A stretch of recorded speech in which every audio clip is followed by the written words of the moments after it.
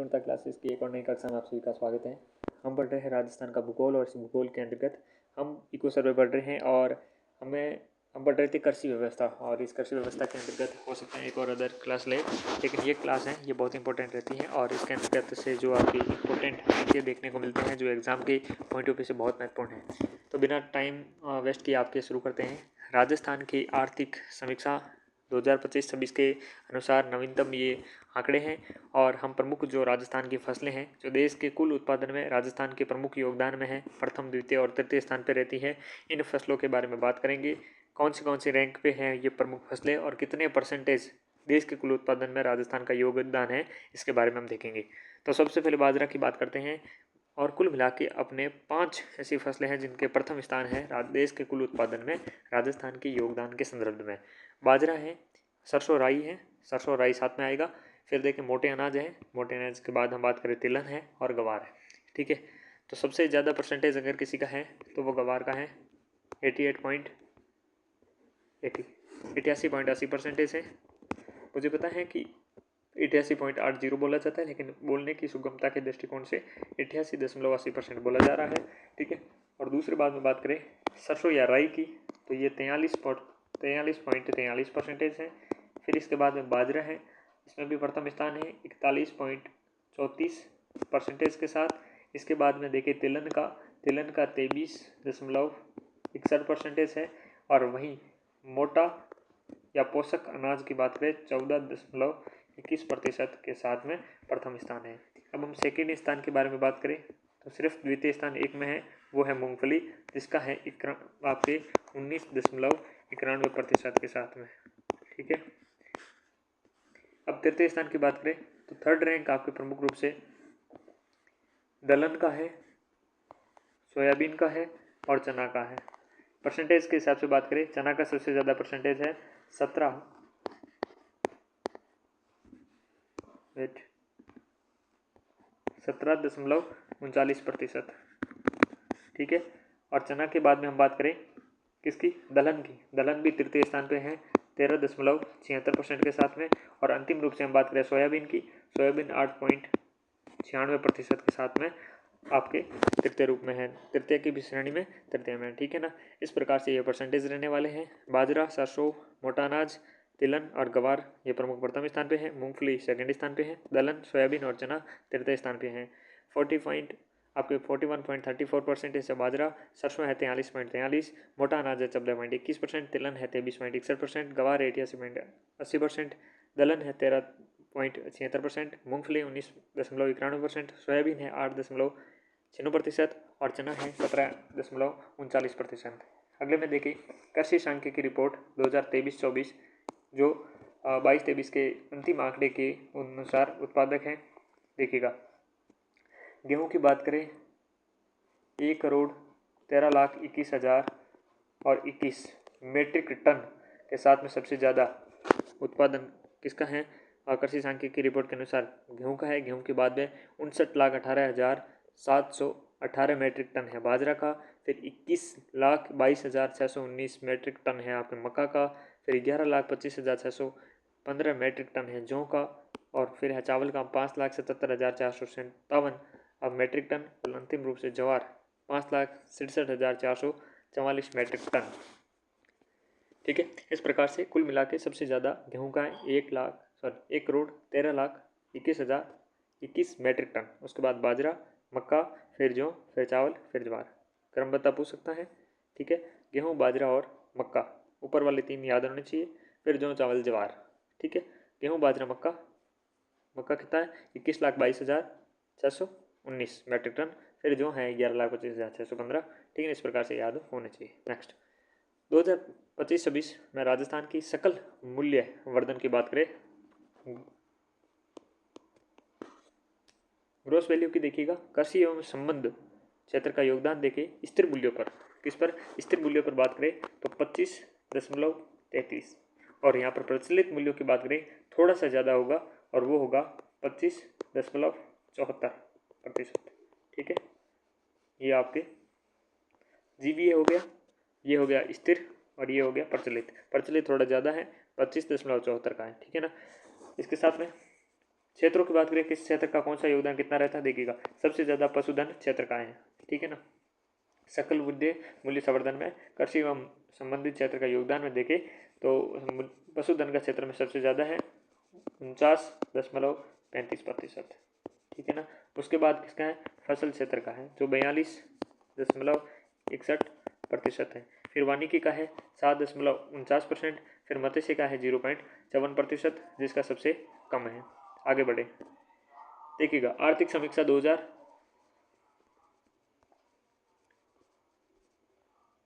Okay आर्थिक समीक्षा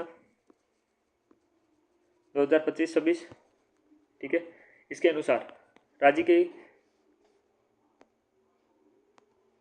प्रतिवेदित क्षेत्रफल वर्ष 2024-25 में 343.43 लाख हेक्टेयर हैं।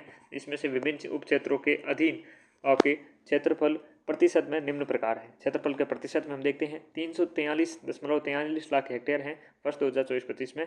और देखिएगा शुद्ध बोया हुआ अगर हम बात करते हैं तो शुद्ध बोया हुआ सबसे ज़्यादा है जो 53 कितना है 53.02% सबसे ज़्यादा है। उसके बाद हम बात करें वानिकी है, वानिकी कितना है, वानिकी है 8.30%, ठीक है। शुद्ध बोया हुआ और वानिकी 53.02% और वानिकी कितना है, वानिकी है 8.30%। उसके बाद गैर कृषि कार्यों या कृषि के अतिरिक्त अन्य जो उपयोग हैं वो कितनी है, कृषि के अतिरिक्त या गैर कृषि के लिए कितनी है 5.96%, ओके 5.96%। उसके अलावा हम बात करें स्थायी चारागाह और अन्य गोचर भूमि है वो 4.81% है, ठीक है ना। ये क्या काम आती है, स्थायी चारागाह या फिर गोचर भूमि है। बंजर भूमि की बात करें, बंजर भूमि 10.11% है, ठीक है। 10.11% क्या है, परसेंटेज क्या है बंजर भूमि का है। ऊसर और कृषि योग्य अयोग्य भूमि ये कितनी है 6.85% है। 6.85% क्या है आपके ऊसर और कृषि अयोग्य भूमि है, ठीक है ना। बंजर भूमि होगी 10.11%, ऊसर एवं कृषि अयोग्य भूमि है 6.85%। चालू पड़त भूमि, चालू पड़त भूमि कितनी है, चालू पड़त भूमि आपकी 5.22% है चालू पड़त, ठीक है ना। कितनी है 5.22%। अन्य पड़त भूमि कितनी है 5% है, कितनी है 5% है। और क्या है, विविध वृक्षों के झुंड व बाग कितने हैं 0.11% है। सबसे ज़्यादा क्या है बोया गया है, बोई भी है, ठीक है ना। शुद्ध बोया गया कितना है 53.02%। फिर क्या है वानिकी 8.30%। फिर क्या गैर कृषि कार्यों में इसमें कितने 5.96%। फिर स्थायी चारागाह या अन्य गोचर भूमि ये 4.81% है। बंजर भूमि की बात करें ये है 10.11%। ऊसर भूमि की बात करें, ऊसर भूमि या अयोग्य भूमि कितनी है 6.85% है। फिर चालू पड़त कितनी है 5.22% है। अन्य पड़त भूमि कितनी है 5% है। विविध वृक्षों से झुंड या बाग है 0.11%, ठीक है ना। चले अब देखें, क्षेत्रफल है लाख हेक्टेयर में और उत्पाद है लाख हेक्टेयर में। 24-25 है, 25-26 है। तुलनात्मक रूप से देखेंगे कितने की वृद्धि हुई है, ठीक है, और कितनी कमी रही है। और उत्पाद है जो ये उत्पाद दे के रखा है ये प्रमुख रूप से क्या है लाख गांठों में, ठीक है ना। और प्रत्येक गांठ पे कितने हैं आपके 170 किलो, ठीक है ना। चलिए सबसे पहले हम जो अपने पहले नंबर से देखते हैं यहाँ से शुरू करते हैं। अनाज देखिएगा, क्षेत्रफल की बात करें पहले 105.55% था, अब घटकर 96.73% हो गया, ठीक है ना। लाख हेक्टेयर हो गया, ओके। और जो उत्पाद हैं पहले 267.82% था, अब 236.85% हो गया, यानी कि कमी हुई है। या वृद्धि देखें तो माइनस आपके 11.56%, यानी कि 11.56% की कमी हुई है किसमें अनाज में, ठीक है। अब हम बात करें दलहन की, अनाज के बाद दलहन की बात करें तो दलहन का पहला क्षेत्रफल लाख हेक्टेयर में था 54.6%, अब ये बढ़कर 60.51% हो गया है। और उत्पाद की बात करें 81.80 से बढ़कर 47.13 हो गया है। तो दोनों में वृद्धि हुई है आपके अच्छी खासी, और वो वृद्धि हुई है 12, यहाँ पर देखें 12.75% का क्या हुआ है वृद्धि हुई है उत्पाद में, ठीक है। और बात करें अब किसकी, खाद्यान्न की। खाद्यान्न में भी कमी होगी, अनाज और खाद्यान्न में कमी हुई है। ठीक है। 159 में पहले होता था क्षेत्रफल 2024-25 में लाख हेक्टर में, अब 157 में, यानी कि 2 की कमी इसमें हो गई है। और 309.62 2024-25 में उत्पादन होता था लाख मैट्रिक टन में, अब 283.98, यानी कि आपकी कमी हुई है 8.28% की क्या हुई है, कमी हुई है। ठीक है, चलिए नेक्स्ट देखिए अपन, वो है आपकी तिलन। तिलन पहले 60.98 में थी, अब बढ़ गया है 62.83% हो गया है। और उत्पाद देखें तो 93.73 से क्या हुआ है, 100.76 पहुंचा है, यानी कि इसमें क्या हुई है, वृद्धि हुई है। दलहन हुई, तिलन हुई, और जो आपका कपास हुआ इसमें वृद्धि हुई है, ठीक है ना। लेकिन अनाज हुआ, खाद्यान्न हुआ, गन्ना हुआ, इसमें आपकी कमी हुई है। गन्ने में देखें तो 0 क्या है, 0.6 था, अब 0.05 हो गया है। और 4.65 से 3.61 का हो गया है आपकी कमी। सर्वाधिक कमी देखें तो -22.37% की कमी हुई है, ठीक है ना। अगर आपसे पूछ ले लाख मैट्रिक टन में सबसे ज़्यादा उत्पादन किसका होता है, तो आपका उत्तर होना चाहिए खाद्यान्न। खाद्यान्न का सबसे ज़्यादा उत्पादन होता है, ठीक है ना। लेकिन भले ही कमी हुई हो, लेकिन उत्पादन सबसे ज़्यादा इसी का ही होता है। ओके, फिर देखो कपास की बात करें तो कपास प्रमुख रूप से 6.27 था, अब बढ़ के हुआ 6.44। और पहले 17.88 था, अब बढ़कर क्या हुआ है 17.94। मामूली वृद्धि हुई है, वो है आपके प्लस कितनी 0.34% की। ओके, इस प्रकार से ये आंकड़े आपके रहने वाले हैं। समझ में आ गई ना बात। चलिए आगे बढ़े।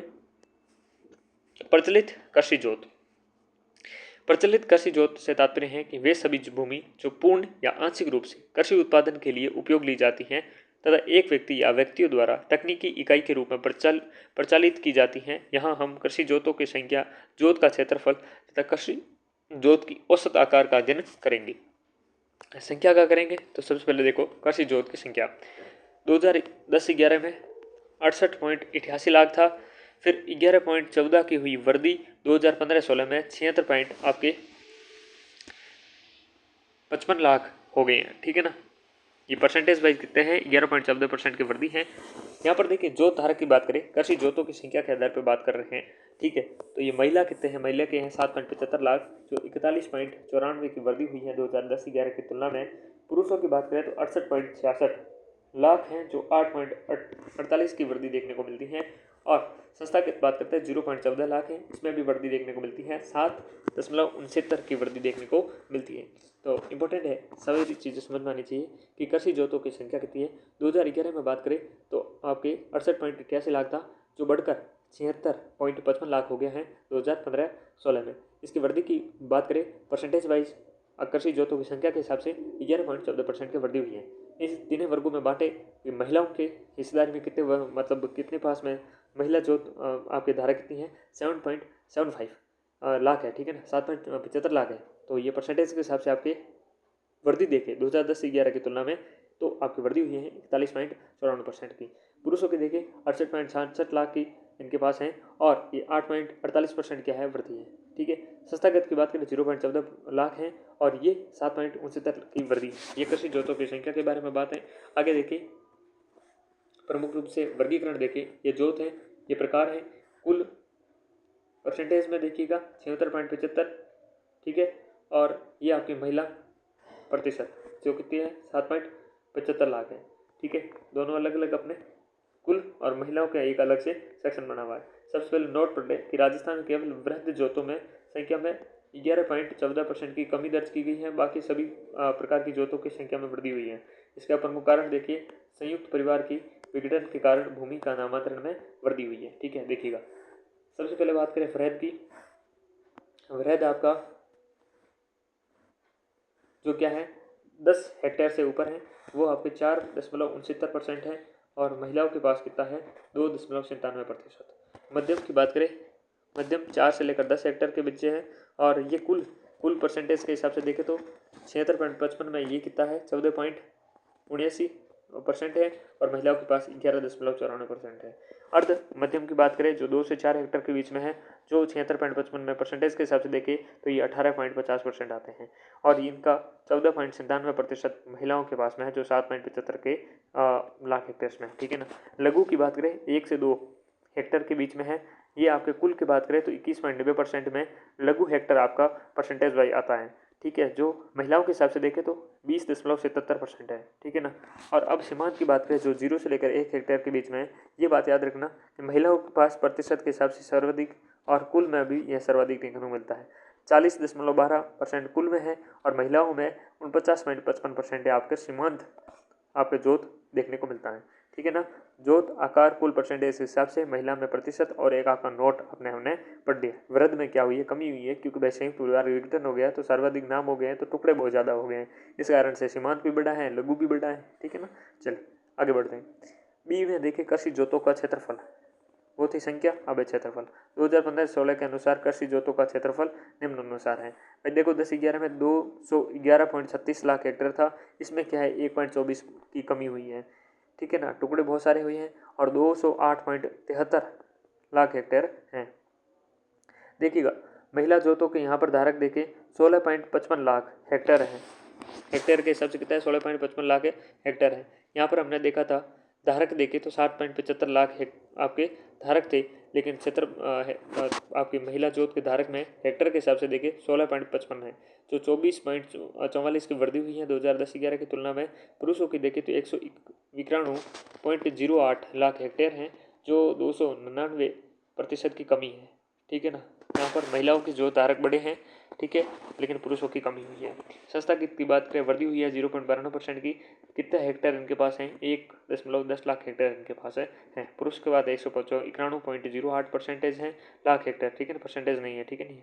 और महिला जोत की बात करें 16.55 लाख हेक्टेयर है, ठीक है ना। वृहद जोतों की संख्या 13.20 की कमी तथा मध्यम जोतों के क्षेत्रफल में आपके 0.27% की क्या हुई है, कमी हुई है। जबकि अर्ध मध्यम में 5.67%, लघु में 10.50% और सीमांत में आपकी जो 0 से 1 हेक्टेयर के बीच में है उनके आपके 19.79 की परसेंटेज की वृद्धि हुई है, क्योंकि टुकड़े बहुत सारे हुए हैं, आपको पता है, ठीक है ना। इस प्रकार से कमी और वृद्धि देखी गई है। वृहद में सबसे ज़्यादा कमी हुई है 13.20% की, फिर मध्यम जोत में हुई है 0.27% की, फिर अर्ध मध्यम है, फिर लघु मध्यम है, फिर लघु है, फिर सीमांत है। ओके, फिर देखिए कृषि जोत का औसत आकार की बात करें 10-11 में 3.07 हेक्टर था, जिसकी कमी होकर 11.07 में कमी होकर परसेंटेज अब 2.73 हेक्टर 2015-16 में रहा है। चलिए ये था कृषि जोत के औसत आकार में कमी देखी हमने, 11.07% की कमी हुई है। अब देखिए बागवानी फसलें। आम प्रमुख रूप से आपको चित्तौड़गढ़ और उदयपुर में देखने को मिलते हैं। फिर देखिए संतरा आपके हमेशा के ये फैक्टर हैं झालावाड़। और मौसमी और किन्नू की बात करें गंगानगर है, और साथ में एक गंगानगर में क्या है, दो है, एक अंगूर है और एक माल्टा है। माल्टा, मौसमी, किन्नू और अंगूर, इसका एक ग्रुप याद रखना पड़ेगा। झालावाड़ में एक नाशपाती भी है, क्या है, नाशपाती है झालावाड़ में, और एक संतरा है, दो नाम ये याद रखने पड़ेंगे। एक देखिए सीताफल, सीताफल कहाँ पर है, राजसमंद। सीता क्या है, सीताफल कहाँ है, राजसमंद में है। नींबू कहाँ है, नींबू जिसका शुद्ध उच्चारण नींबू होता है, वो कहाँ पर है, भरतपुर में है, ठीक है। और उत्कृष्टता के अंदर देखेंगे नींबू का तो वो अलग जगह पर आएगा, ठीक है ना। अमरूद की देखें, अमरूद सवाईमाधोपुर में है, और केला सिरोही और चित्तौड़गढ़, केला सिरोही और चित्तौड़गढ़। अनार है चित्तौड़गढ़ और जालोर, अनार कहाँ पर है, चित्तौड़गढ़ और जालोर। केला सिरोही और चित्तौड़गढ़। अमरूद है सवाईमाधोपुर। आपकी खरबूजा कहाँ पर है, पाली, खरबूजा कहाँ पर है, पाली। आम उदयपुर चित्तौड़गढ़। चलिए गंगानगर में कौन कौन सा है, किन्नू है, मौसमी है, और क्या है, और है आपका अंगूर, और साथ में माल्टा, माल्टा, अंगूर, मौसमी और किन्नू। नाशपाती और संतरा झालावाड़। उदयपुर चित्तौड़गढ़ में आम, चित्तौड़गढ़ जालोर में अनार, सिरोही चित्तौड़गढ़ में केला, सवाईमाधोपुर में अमरूद, पाली में खरबूजा, राजसमंद में सीताफल, भरतपुर में नींबू, ठीक है। इस प्रकार से रहने वाले हैं बागवानी फसलें। चलिए फिर हम बात करें उत्कृष्टता के अंदर की, तो देखिएगा सिट्रस या नींबू वर्गीय फल है, वो नानता कोटा में इसका आपके देखने को मिलता है। सब्जी फसल की देखें तो बूंदी में है, और फूल की बात करें सवाईमाधोपुर में, ठीक है ना, सवाईमाधोपुर में फूल है, सवाईमाधोपुर का। और हमने क्या देखा था बागवानी फसल के अंतर्गत, क्या आपको याद है, नहीं है तो भी कोई बात नहीं है, हम याद दिला देते हैं आपको। इसमें आपको देखने को मिलता है अमरूद, ठीक है, क्या देखने को मिलता है, अमरूद। ओके, फूल हैं, फूल का उत्कृष्टता के अंदर है और बागवानी अमरूद देखने को मिलता है। सीताफल की बात करें तो आपके बागवानी सबसे ज़्यादा राजसमंद में है। कहाँ है? राजसमंद में। लेकिन उत्कृष्टता के अंदर कहाँ पर है? उसके पड़ोसी चित्तौड़गढ़ के पास। आम की बात करें, आम उदयपुर और चित्तौड़गढ़ में देखने को मिलता है बागवानी के हिसाब से, लेकिन इसका उत्कृष्टता के अंदर कहाँ पर है? खेमरी धौलपुर में है। संतरा की बात करें, उत्कृष्टता के अंदर और बागवानी दोनों ही आपके झालावाड़ में है।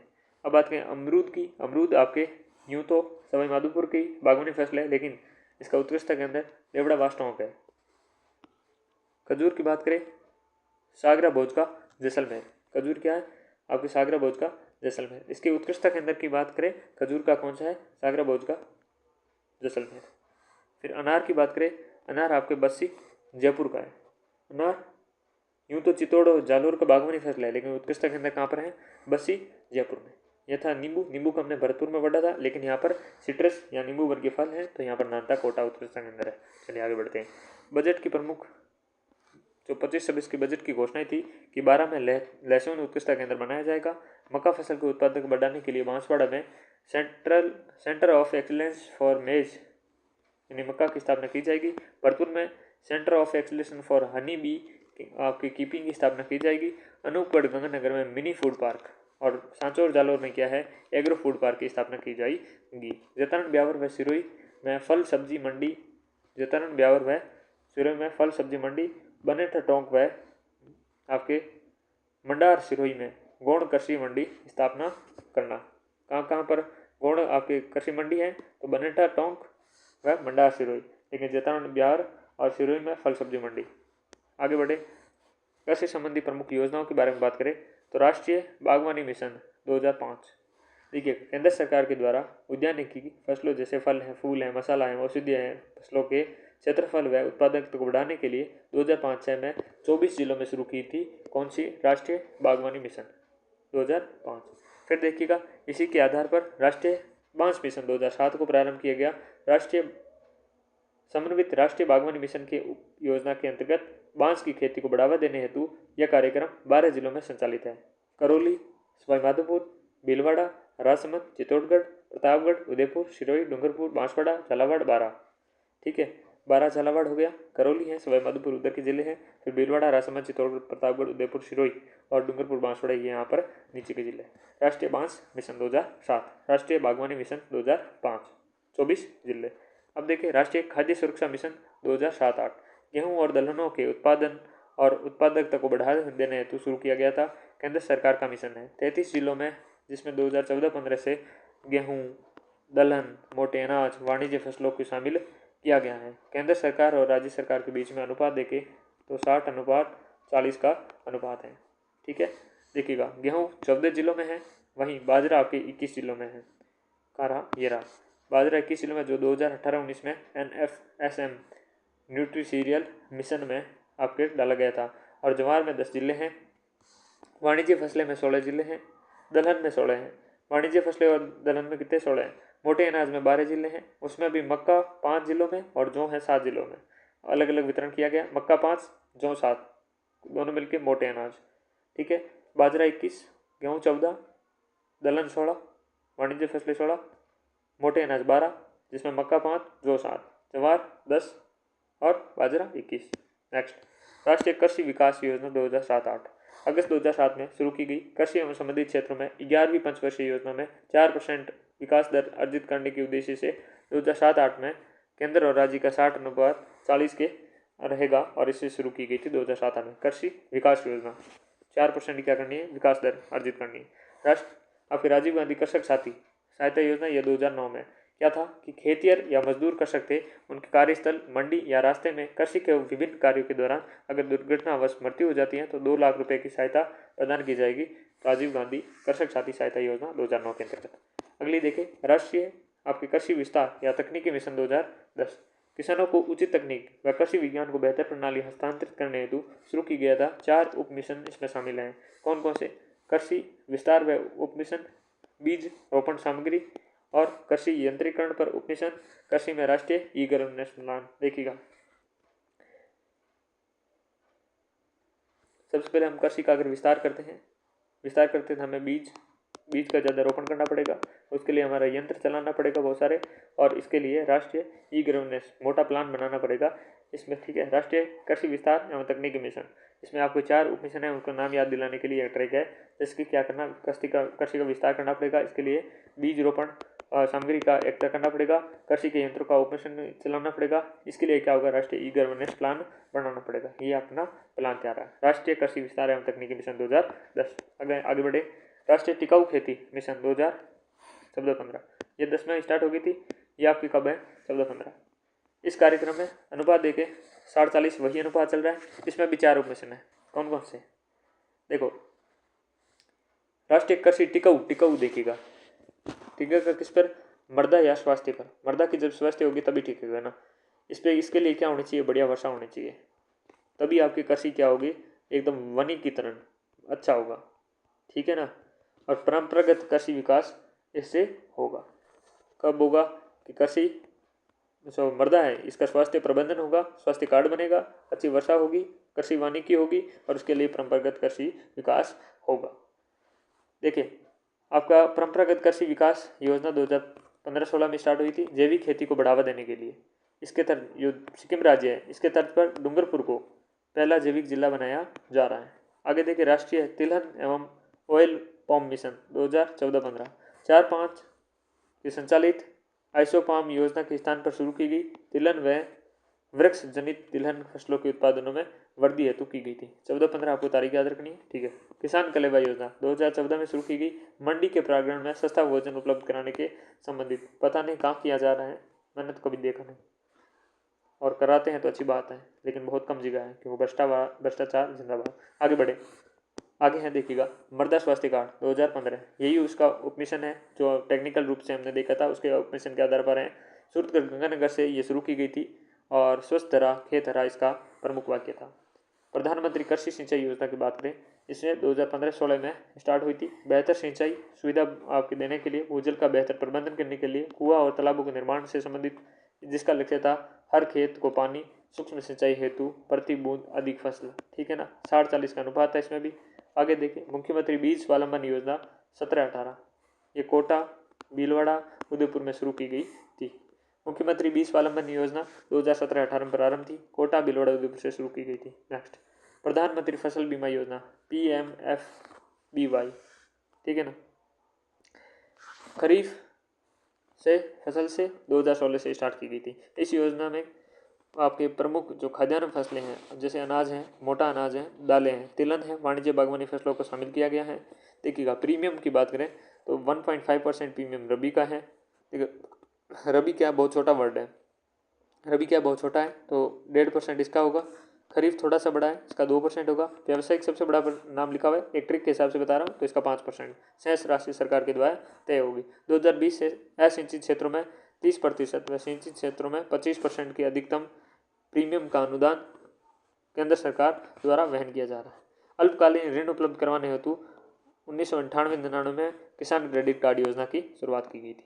आगे बढ़े, जीरो बजट नेचुरल फार्मिंग 1920 में राजस्थान सरकार के द्वारा खेती में जान तो सशक्त है किसान की सोच रखते हुए कृषि लागतों को कम करने के लिए व वास्तविक वातावरण में प्राकृतिक फसलों को आपके उत्पादन करने के लिए इस कृषि को बढ़ावा दिया जा रहा है। रासायनिक खाद का प्रयोग नहीं करें इसके लिए।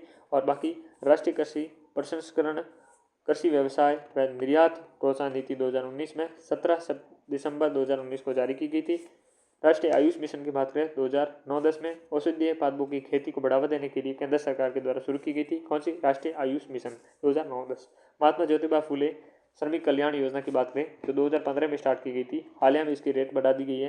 यानी कि इसमें क्या है देखिएगा, कृषि उपज मंडियों में कार्यरत जो अनुज्ञाधारी हमालों और पल्लेदारों को विवाह, प्रसूति, पितृत्व अवकाश, छात्रवृत्ति, चिकित्सा की सहायता दी जाती है। साथ ही में श्रमिकों की अगर दो पुत्रियों की सीमा तक विवाह हेतु प्रति विवाह 75,000, पहले 50,000 था, अब बढ़ाकर 75,000 कर दिया है, सहायता राशि प्रदान की जाएगी। अब देखिए, महात्मा ज्योतिबा फूले से हम बढ़ते हैं सावित्रीबाई फूले की तरफ। लेकिन ये देखिए, ये लाइन लिखी हुई है, 50,000 रुपये भुगतान थे वो, ये अलग देखिएगा। 50,000 रुपये को ई भुगतान कर 1,000 रुपये की प्रोत्साहन राशि सीधे खाते में दी जाती थी 2018 के time.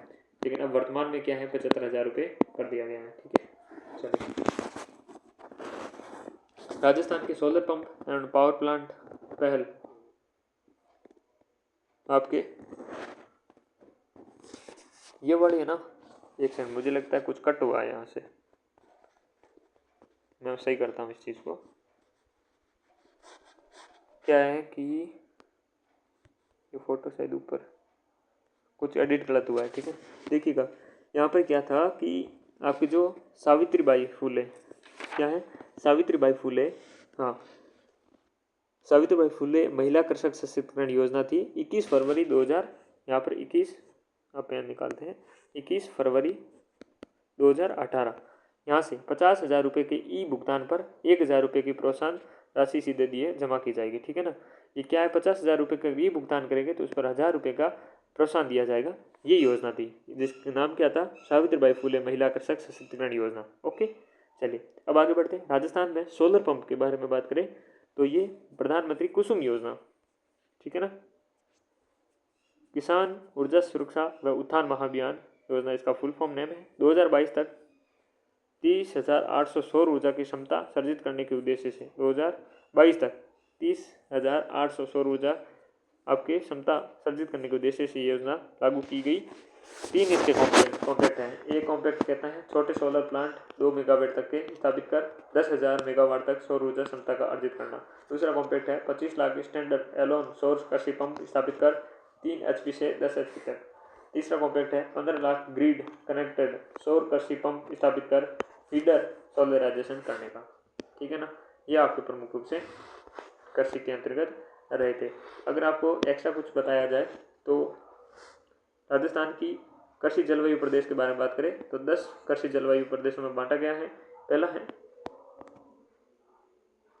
First A, first B और फर्स्ट सी, फिर second A, second B, third A, third B, fourth A,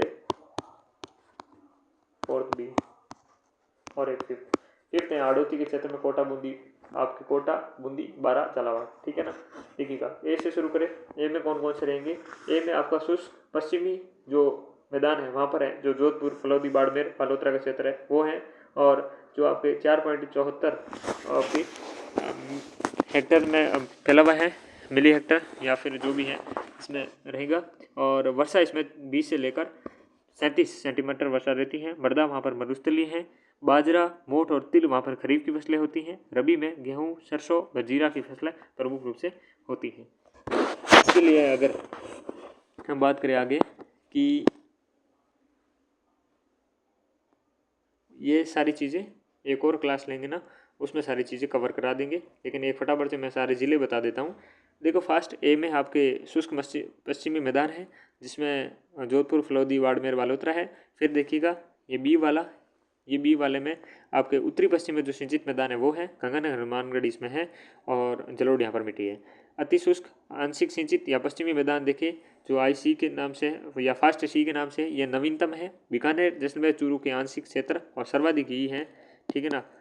okay, और फिर बात करें सेकंड ए की तो ये नागौर, सीकर, चूरू, झुंझुनू, डिडवाना, कोचामन का क्षेत्र है। अंत स्थलीय जलोत्सरण के अंतर्वर्ती मैदान क्षेत्र हैं। फिर देखिए ये सेकंड बी में ये आपके लूणी नदी का अंतर्वर्ती मैदान क्षेत्र है जिसमें जालोर वाली ब्यावरा आंशिक क्षेत्र और सिरोही का आंशिक क्षेत्र है, ठीक है ना। फिर यहाँ पर देखिए थर्ड ए में ये अर्ध शुष्क पूर्वी मैदान है जो जयपुर, अजमेर, दौसा, टोंक, ब्यावर खेत, तिजारा, कोटपुतली, बहरोड वाला है। यहाँ पर देखिए 3-2 के अंतर्गत या 3B के अंतर्गत ये अलवर, भरतपुर, धौलपुर और जो आपका करौली, सवाई माधोपुर डी का क्षेत्र है जिसे बाढ़ संभाव्य या पूर्वी मैदान कहते हैं। फिर देखिएगा 4A में ये आपके अर्ध आंध्र दक्षिणी मैदानी है जो भीलवाड़ा, राजसमंद, चित्तौड़, उदयपुर या सिरोही का आंशिक क्षेत्र है वो आता है। और फिर 4B में देखिए ये आंध्र दक्षिणी मैदान है जिसमें डूंगरपुर, बांसवाड़ा, सलूम्बर, प्रतापगढ़, चित्तौड़ आंशिक क्षेत्र है, ये आता है। और सबसे छोटा यही है, सबसे छोटा ये है 172, ठीक है। फिर देखिए ये वाला आपके तो मैंने 4 जिले बता दिए, कोटा, झालावाड़, बूंदी, 12 आंध्र दक्षिणी पूर्वी मैदानी क्षेत्र होता है, ठीक है ना। वहाँ पर 2.70 का क्षेत्रफल है और काली जलोढ़ मिट्टी होती है। वहाँ पर 65 से 110 सेंटीमीटर की वर्षा होती है। ओके, चलिए इस प्रकार से ये आपका वर्गीकरण है। आपके अगर बाकी अगली क्लास में लाएंगे इससे अच्छा रहेगा, ठीक है ना। क्योंकि कुछ क्रांतियाँ हैं, उस क्रांति के बारे में बात करें। अब हरित क्रांति की बात करो तो देखिए 1967-68 की बात है, जो 1960 के दशक में बात है। MS आपके स्वामीनाथन भारत के थे जो जनक माने जाते हैं। नॉर्मन बोरलॉग विश्व के हैं, गेहूं से संबंधित थी। श्वेत क्रांति ऑपरेशन फ्लड के नाम से जानते हैं 1970। डॉक्टर वर्गीज कुरियन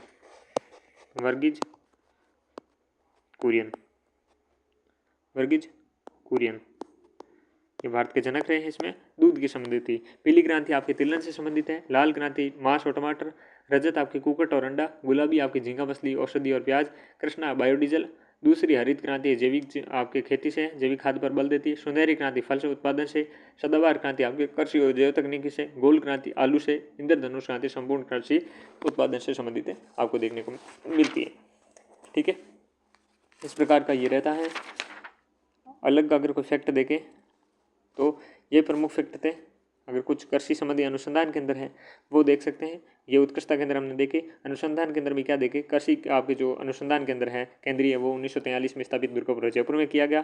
केंद्रीय कृषि फार्म 1956 में सूरतगढ़ श्रीगंगानगर एशिया का सबसे बड़ा कृषि फार्म है। आपके केंद्रीय कृषि फार्म के नाम से 1982 में जैसर गंगानगर में स्थापित किया गया। मक्का अनुसंधान बांसवाड़ा में। केंद्रीय शुष्क क्षेत्र अनुसंधान संस्थान काजरी, जिसकी स्थापना 1959 में जोधपुर में। फिर देखे आफरी जो शुष्क वन अनुसंधान संस्थान 1985 जोधपुर। राष्ट्रीय सरसों अनुसंधान सेवा भरतपुर। राष्ट्रीय मसाला बीज मसाला केंद्र तिबिज अजमेर। खजूर अनुसंधान बीकानेर। केंद्रीय शुष्क बागवानी संस्थान बिछवाल बीकानेर। चावल अनुसंधान केंद्र बांसवाड़ा। बाजरा अनुसंधान गुड़ामालानी बाड़मेर। 2012 तक राजस्थान में कृषि विज्ञान केंद्र 42 थे। तत्वस्था 2018 में शाहपुरा भीलवाड़ा मालवी उदयपुर। 2021 में रायपुर पाली बामनवाड़ा जालोर। 2022 में अरनिया सीकर नए केंद्र बनाए गए, जो वर्तमान में कुल मिलाकर 47 कृषि विज्ञान केंद्र हैं। गंगानगर को राज्य में सर्वाधिक खाद्यान्न उत्पन्न होते हैं, इस कारण अन्न का भंडार कहते हैं उसे। सूरतगढ़ गंगानगर में एशिया का सबसे बड़ा आधुनिक मशीनीकरण कृषि फार्म स्थापित किया गया है। उच्च गुणवत्ता वाली नई फसलों की किस्म, उन्नत पशु नस्ल विकसित करने का अनुसंधान कार्य उधर किया जाता है। ठीक है, फिर अलग अलग फसलें हैं जो प्रमुख रूप से अलग अलग आपके रबी, खरीफ और जायद की फसलें होती हैं। ठीक है ना। और अगर हम बात करें खरीफ की फसल की, तो खरीफ की फसल आपको वैसे महीनेवार तो पता ही होगी कब कब होती है। खरीफ जून से सितंबर के तक होती है, वर्षा ऋतु में होती है। रबी आपकी शीत ऋतु में अक्टूबर मार्च से होती है। मार्च से जून तक ग्रीष्म ऋतु में जायद होती है। खरीफ की फसलें में देखें, खरीफ की फसल अगर याद करने की बात करें, खरीफ आपके सबसे पहले अगर अग्रणी देखें तो बाजरा है। बाजरा देखें, फिर मूंगफली है। मूंगफली के साथ साथ में ज्वार है। आप मक्का कब खाते हैं, बरसात के सीजन में खाते हैं, मक्का है। कपास है, कपास के साथ में चावल है। चावल को आपको पता है अधिक वर्षा चाहिए होती है। कपास के बाद मूंग है, मूंग के बाद मोठ है, मोठ के बाद चवड़ा है, गंवार है, तिल है, वो सब भी हुई चवड़ा, चावल और ये चवला। ठीक है ना। चवड़ा के बाद में हम और क्या देखें, मूंगफली आपको पता है, मूंगफली लिख चुका हूँ। सोयाबीन क्या है, सोयाबीन। सोयाबीन के साथ में क्या है, जूट है। जूट के साथ में क्या है, उड़द है, उड़द है। ठीक है। और कौन सी है, एक अलग नाम है ये अरंडी। ठीक है ना, अरंडी भी इसमें शामिल है। ओके। और क्या रहा है, बड़ा नाम गन्ना रहा है। गन्ना भी इसमें शामिल है, किसमें, खरीफ की फसल में। किसमें, खरीफ की फसल में। ठीक है ना। अरहर भी इसमें शामिल है, क्या है, अरहर। ये इंपॉर्टेंट नाम है, अरंडी, अरहर और ज्वार, मक्का, कपास भी लिख दिया मैंने, चावल, मूंग और ग्वार, चवड़ा, जूट, उड़द, सोयाबीन, गन्ना, बाजरा। ठीक है। चले नेक्स्ट, रबी भी देख लेते हैं, छोटा नाम 1.5% वाला। ठीक है ना। इसमें कौन कौन से देखो, गेहूँ तो है इसका प्रमुख। गेहूँ में आप सरसों भी देखते हैं इस सीज़न में। सरसों के साथ में इसबगोल देखते हैं आप। इसबगोल के साथ में क्या क्या देखते हैं, और चना देखते हैं। अलसी होता है इसमें, अलसी के साथ में जौ होता है। ठीक है ना। गंवार और जवार उसमें होता है खरीफ। ठीक है। अलसी, अलसी के साथ तारामीरा, मसूर, मटर, अच्छे भाव रहते हैं उसे तो भूल ही रहे हैं, जीरा, मेथी और धनिया जहाँ जहाँ होता है देखिएगा। ठीक है ना। ये तो इंपॉर्टेंट वर्ड ही रहे थे। ओके। और जायद में आपको पता ही है, सब्जियाँ हैं, फल है, तरबूज है, खरबूज हैं, ककड़ी है, खीरा है, चारा है। ठीक है ना। चारे के लिए वो वही करते हैं, आपको पता है। ओके। बाकी आपको कृषि को पता ही होगा, वालरा क्या होता है। वालरा दक्षिण भारत में जनजातियों के द्वारा जो कृषि की जाती है, झूमिंग कृषि कहते हैं उसे, उसमें अलग अलग नाम है, दजिया और चिमाता। देखिए का क्या है, चिमाता, जो चिमाता, ये देखिएगा पहला शब्द यहाँ पर एक पहाड़ की तरह बना हुआ है। तो पहाड़ पे जो आपके भील जनजाति द्वारा दक्षिणी राजस्थान में जो पहाड़ी व ढलान के पर की जाने वाली कृषि होती है, ये होता है। बाकी दजिया नाम होता है यहाँ पर। दजिया में पहले में ऐसे गुम्बद नहीं है, तो ये क्या है, आपके समतल मैदान में की जाती है। मेन शब्द क्या है, वालरा, जिसे हम झूमिंग कृषि भी कहते हैं। मक्का की फसल प्रमुख रूप से उत्पादन किया जाता है, ठीक है ना। शुष्क कृषि, ड्राई फार्मिंग क्या होती है, पश्चिमी और मध्यस्थ तटस्थ क्षेत्रों में 50 सेंटीमीटर से कम औसत वार्षिक वर्षा वाले पर, जिसमें नहरी क्षेत्र शामिल नहीं है, शुद्ध कृषि पद्धति अपनाई जाती है। इस प्रकार की कृषि को सिंचाई नहीं की जाती, बल्कि यहाँ पर वर्षा पानी निर्भर करता है। नमी को बनाए रखने हेतु खेत बार बार पलटा जाता है। सिंचित कृषि, सिंचित कृषि में आप देखिए 10 से 50 सेंटीमीटर वर्षा वाले क्षेत्रों में वहाँ पर फसल की सिंचाई हेतु नहरें, कुएं, बांध बने हुए हैं। गंगानगर, हनुमानगढ़, अलवर, भरतपुर, धौलपुर, करौली, जयपुर, दौसा, सवाईमाधोपुर, चित्तौड़गढ़, अजमेर, पाली, भीलवाड़ा, उदयपुर, डूंगरपुर, राजसमंद आदि क्षेत्र है। आंध्र कृषि की बात करें, दक्षिण और दक्षिण पूर्वी क्षेत्रों में होती है। कोटा बूंदी, बारा, झालावाड़, ये सारा बनास व साबरमती नदी के कुछ भाग, जिस मिट्टी के अधिक समय तक पानी रुकता है, उन क्षेत्रों में इस प्रकार की कृषि प्रचलित है। 100 सेंटीमीटर से अधिक वर्षा होती है। चावल है, कपास है, गेहूँ है, उद्यान फसलें हैं, गन्ना है, मक्का है, ज्वार है, आदि फसलें होती हैं।